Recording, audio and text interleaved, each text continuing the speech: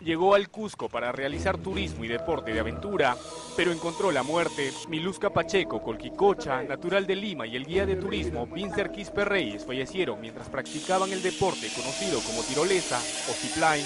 El hecho ocurrió en la localidad de Maras, ubicado en la provincia cusqueña de Urubamba. Ambos cayeron desde la parte más alta. El cable de acero que los sostenía no resistió y se rompió cuando se deslizaban. El padre de la fallecida aseguró que la empresa que ofreció el servicio de deporte de aventura a su hija trabajaba de manera informal.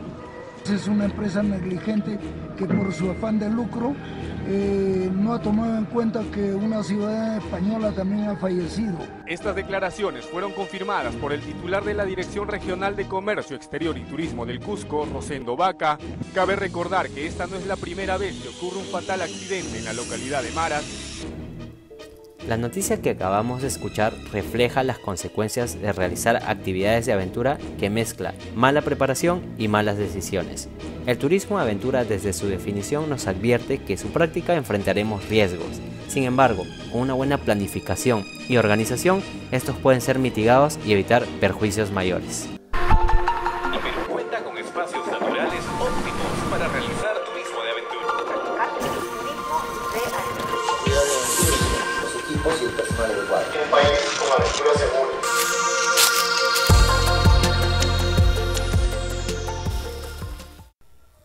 Hola, bienvenidos al sexto episodio de tu podcast Turismo de Aventura en el Perú.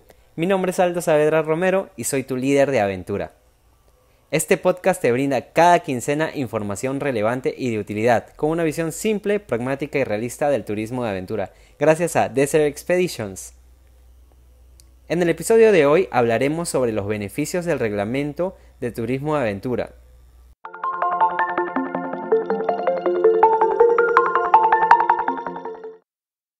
¿Es realmente el reglamento de turismo de aventura útil para ofrecer servicios seguros y de calidad?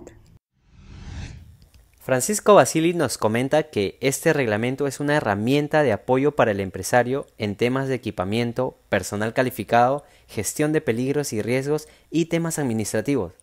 El reglamento de seguridad es una herramienta de gestión para el operador. Un documento de gestión que puede ayudar muchísimo a mejorar tu operación y que sí es un trabajo tedioso hacerlo la primera vez, pero de ahí es solo ir renovándolo, cambiándolo, mejorándolo, ¿no? Tener un Cardex con un inventario de todo el equipamiento y cómo se le hace mantenimiento a cada cosa de nuestro equipo, te sirve para poder tener tus manuales de operación internos de cómo debes de mantener tu equipo, para que cuando llegue cualquier persona nueva que tú contratas, básicamente le das ese anexo, ¿no? El anexo de mantenimiento para que él pueda realizar el equipo, ¿no? Entonces es ayudar al empresario, al operador, a tener todo prepensado y no tener pues que en ese momento, cuando se le presenta una situación, digamos a la loca buscar una solución o buscar un orden, ¿no? El reglamento de turismo de aventura fue aprobado hace 4 años y desde su aprobación ha tenido pequeñas modificaciones para una mejor implementación y aplicación por los gobiernos regionales y las empresas. Para operar en turismo de aventura no basta estar registrado como proveedor de servicios turísticos, pues si se realizan actividades especializadas, entonces requeriremos una certificación especializada. Mediante el cumplimiento de los formatos, declaraciones juradas, manuales y programas que se estipulan en el reglamento, las GERCETURES o GERCETURES otorgan a la empresa el certificado de aventura, correspondiente a los lugares previamente identificados y autorizados por el gobierno regional.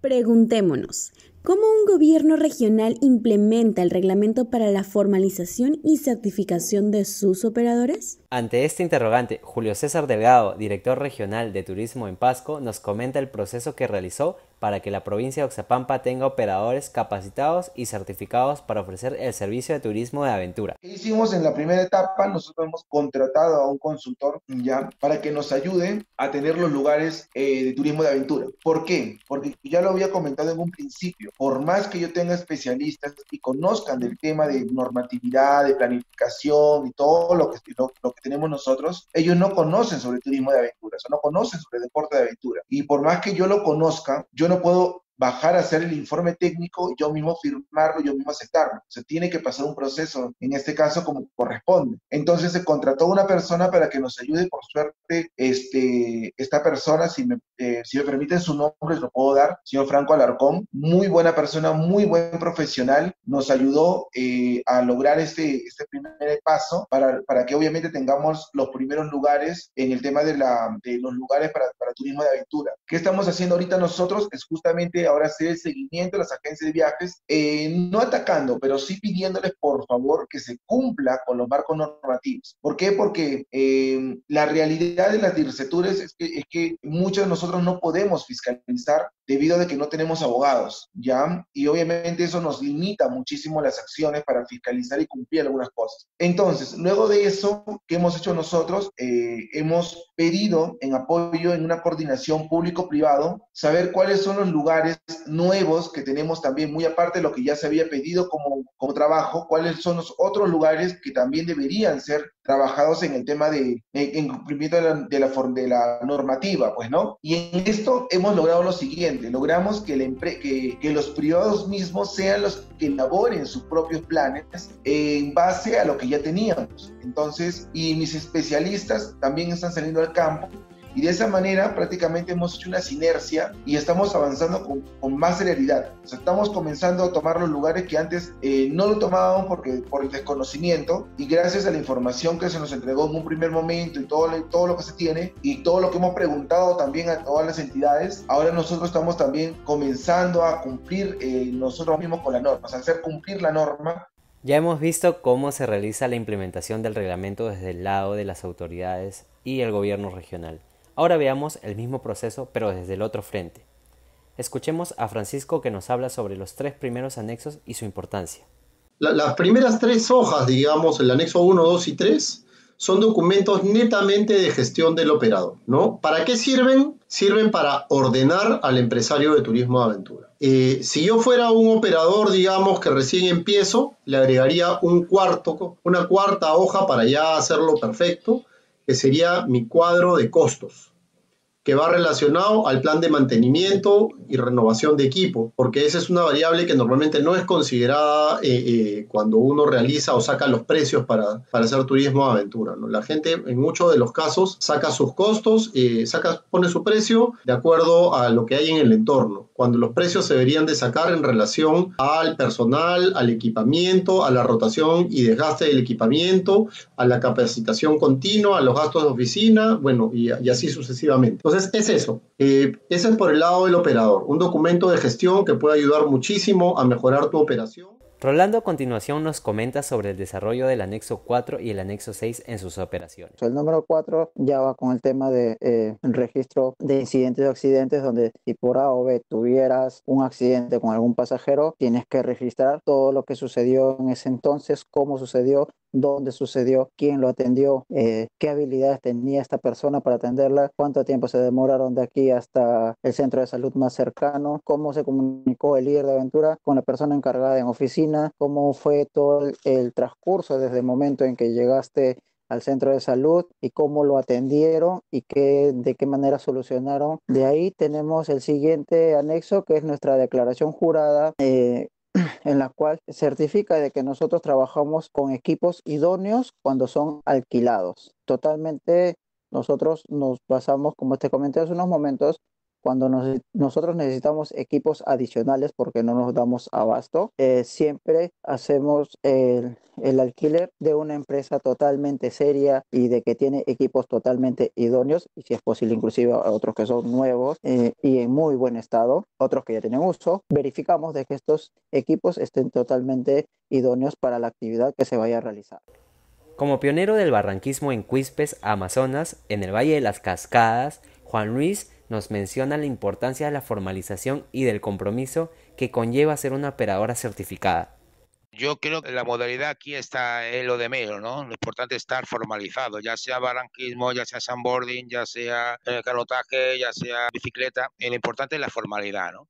Estar certificado conlleva una responsabilidad ya bastante alta, depende, porque si estás de acuerdo siguiendo la normativa actual que tiene el Perú en las distintas especialidades que hay, pues evidentemente ya llevas un compromiso de responsabilidad implícito, ¿no? Con la formalidad. Todo, bueno, pero los tres primeros son lo más importante. Los otros son un poquito más complementarios administrativos, pero yo diría que el plan de emergencia es el más importante, pero son todos.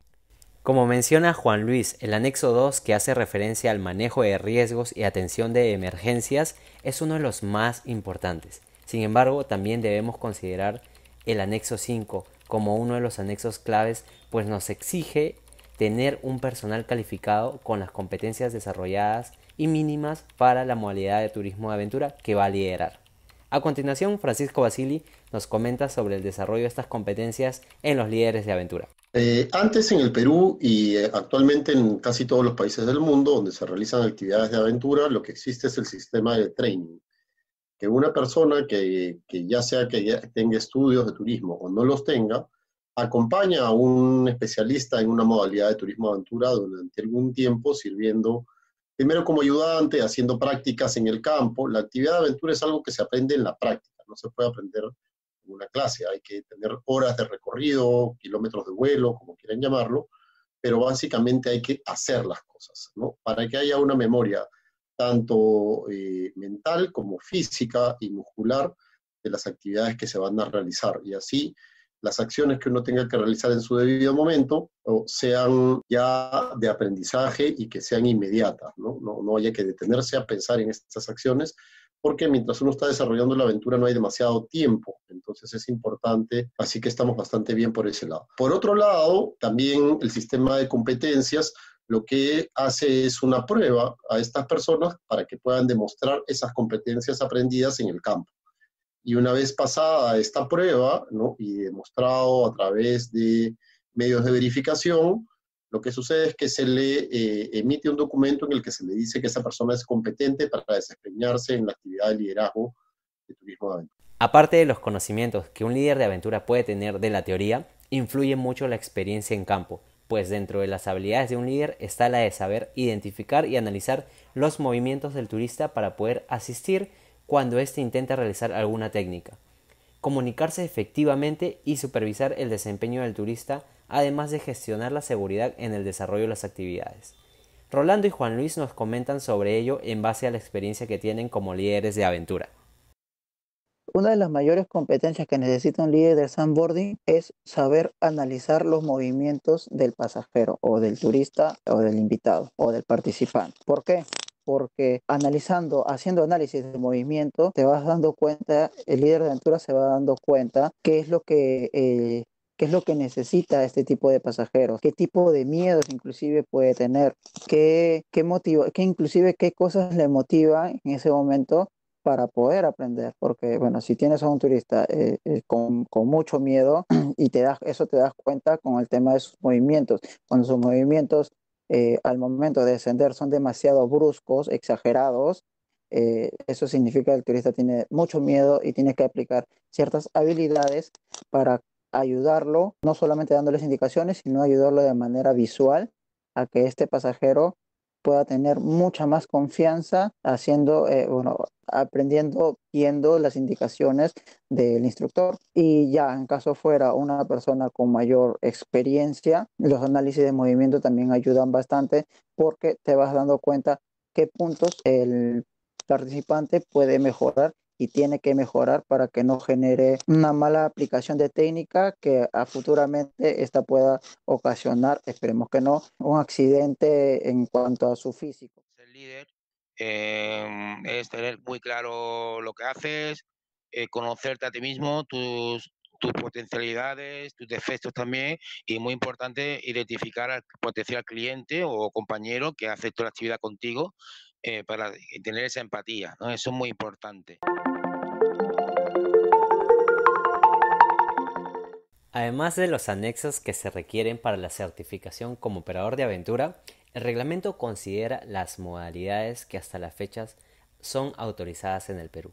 Y es muy importante en este momento hacer el hincapié que por el hecho de no estar reglamentada alguna actividad, no es que no se pueda desarrollar, pues si bien existe un reglamento general para las modalidades de turismo de aventura, exceptuando obviamente al canotaje, que fue la primera modalidad en reglamentarse y ser normada, Hay operadores que vienen trabajando en la elaboración de los sustentos técnicos para su deporte o actividad, para que ésta sea reconocida como una modalidad por el turismo de aventura en el Perú. Por ejemplo, el skybike y el columpio extremo, como conocimos en el podcast anterior. Una experiencia similar vivió Juan Luis Molins, fundador de Canyoning Explorers, un aventurero apasionado por la geografía peruana que llegó al Perú hace 6 años y quedó maravillado con la Amazonía peruana, pues vio en ella el potencial para desarrollar el barranquismo. Llegué al Perú, llegué en el 2014, yo no tenía conocimiento de lo que había acá. Yo vine como mochilero, vamos, vine a conocer el Perú y no buscaba nada en específico, ¿no? Y viajando por todo el Perú, llegué a Amazonas, concretamente al municipio de Cuispes, y allí me encontré una barbaridad de cosas. Yo hacía barranquismo ya en España, hacía bastantes años, diría que desde el año 2007, 2008 empecé, y ya tenía conocimiento, ¿no?, de lo que había. Y cuando llegué acá y vi sobre todo las características que había en Amazonas, me di cuenta que era un potencial enorme, ¿no? Entonces empecé a trabajar con la comunidad para poder empezar a equipar los barrancos, que ya algunos estaban ya equipados por un grupo de españoles que habían venido a explorar en la zona, pero eran exploradores muy de alto nivel y ellos hacían barranquismo ya de los niveles ya profesional, ¿no? Que yo lo que hice fue pues, adaptarlo a niveles más básicos para enfocarlo al turismo. Nosotros fuimos los primeros en barranquismo de todo el Perú,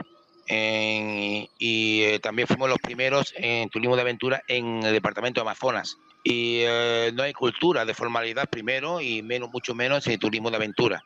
Y el hecho de ser pionero te enfrenta a muchísimos obstáculos, sobre todo por desconocimiento también de las autoridades, ¿no? Yo me llevé muchísimos años detrás de las autoridades, venga uno hasta que conseguí el certificado, pero para nada fue fácil. Pero también porque era el primero, ¿no? Yo también entiendo que ser el primero cuesta más.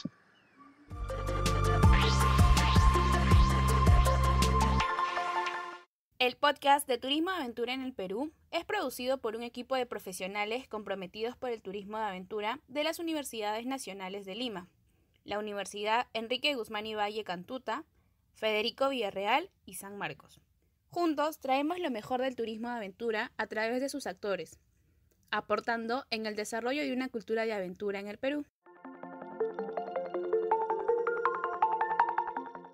Ahora, se podrían hacer la siguiente pregunta. ¿Es el reglamento de aventura el único existente en el Perú? La respuesta es no. Antes de que Mincetur aprobara este reglamento, unos años atrás ya existía el reglamento para la modalidad de canotaje. Julio César nos comenta sobre las actividades de aventura que se desarrollan en la región de Pasco y nos relata sobre la normativa de canotaje. Región Pasco tiene 3 provincias: Daniel Sies, Carrión, Pasco y Oxapampa. Y es en esta última es donde se realiza todo lo que es deportes de aventura, o turismo de aventura.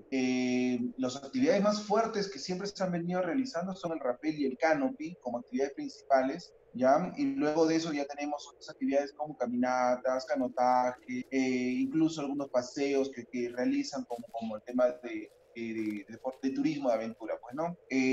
Eso como responde a la primera pregunta. La normativa te indica de que para que seas formal tienes que pasar 3 pasos. El primer paso es que el río en el cual se va a hacer canotaje tenga el permiso correspondiente para poder hacer la actividad. El segundo es que exista una empresa que brinde el servicio, obviamente con todos los protocolos de seguridad y también cumpliendo la normativa. Y el tercero es que se tenga una evaluación del equipo y del personal que tú tienes. ¿Qué quiere decir esto?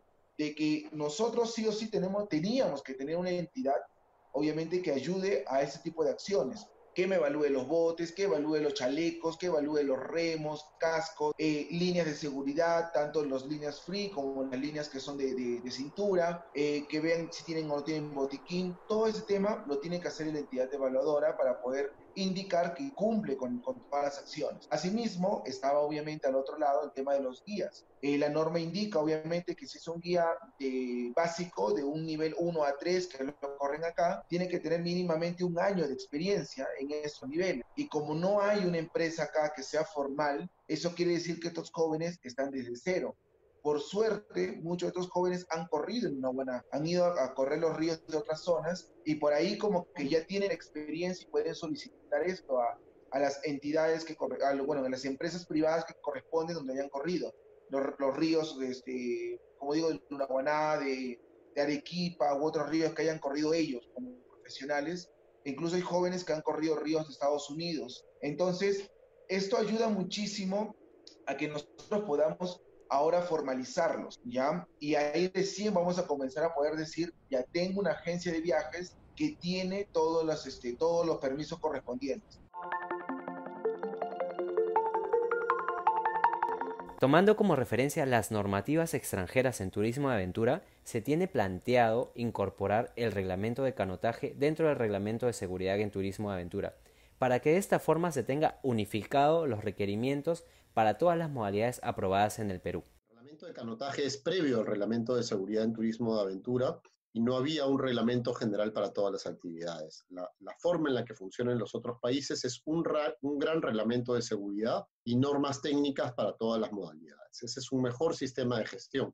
Para que se hagan una idea, alrededor del mundo existen alrededor de 54 y 56 modalidades de turismo de aventuras reconocidas.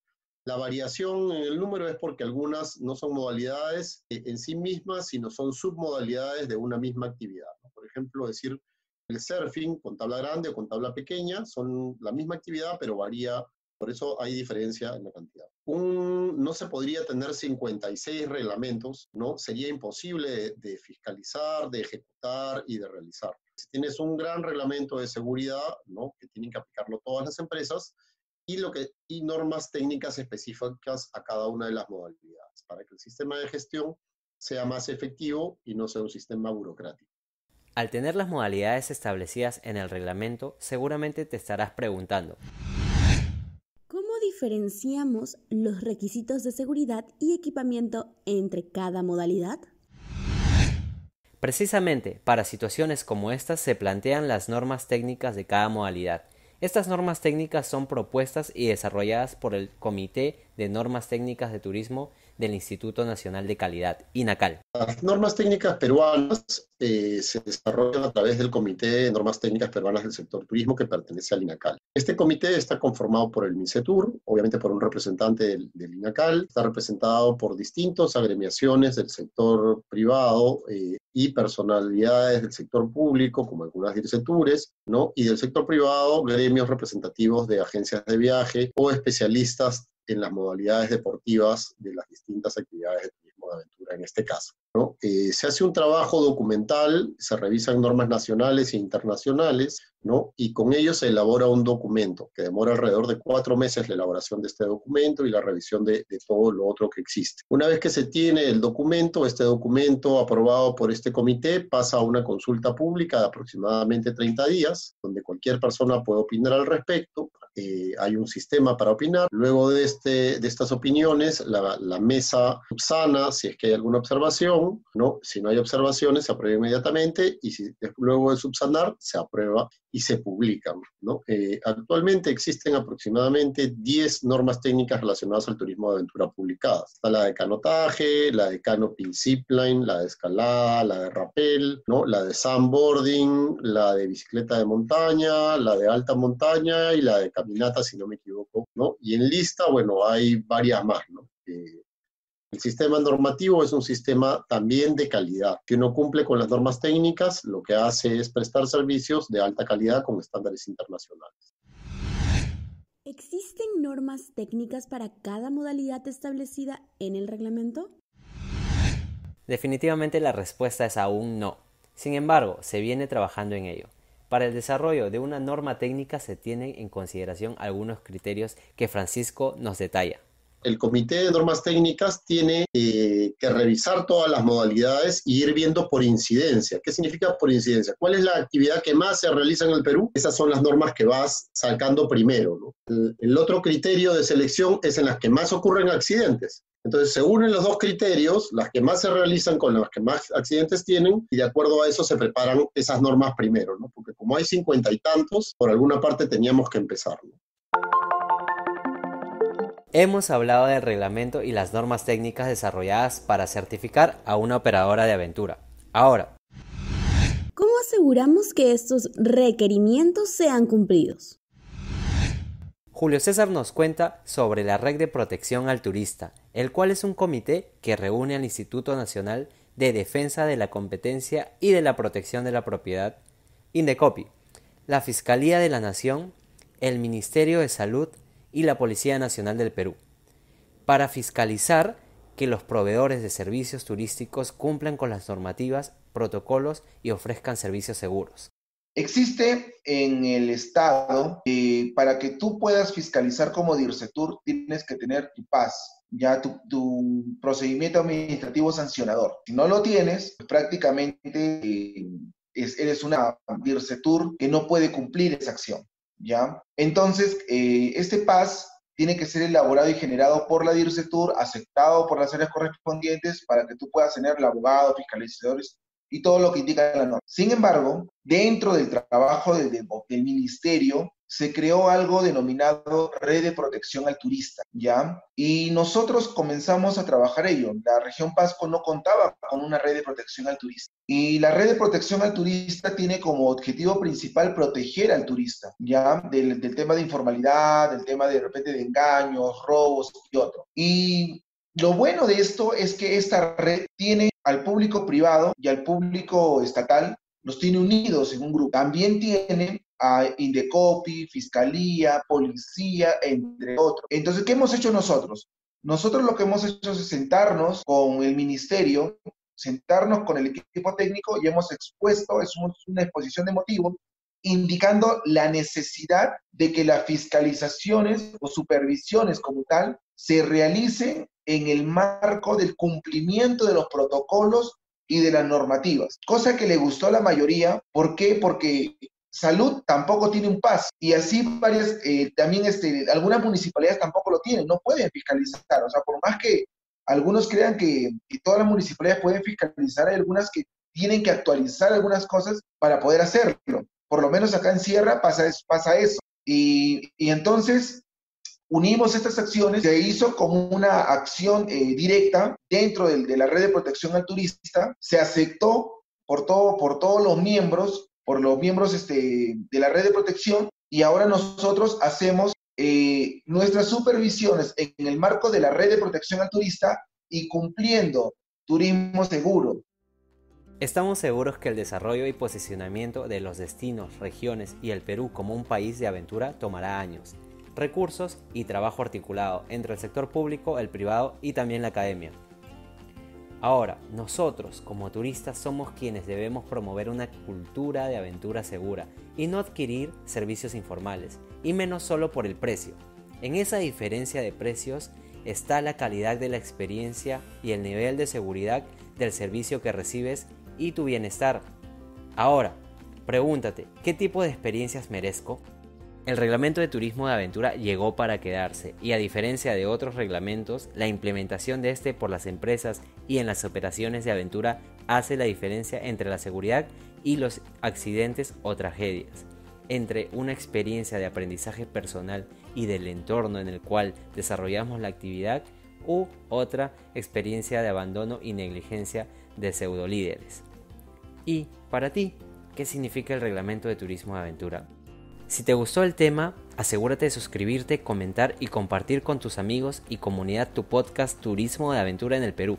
Soy Aldo Saavedra Romero y nos vemos en el siguiente episodio.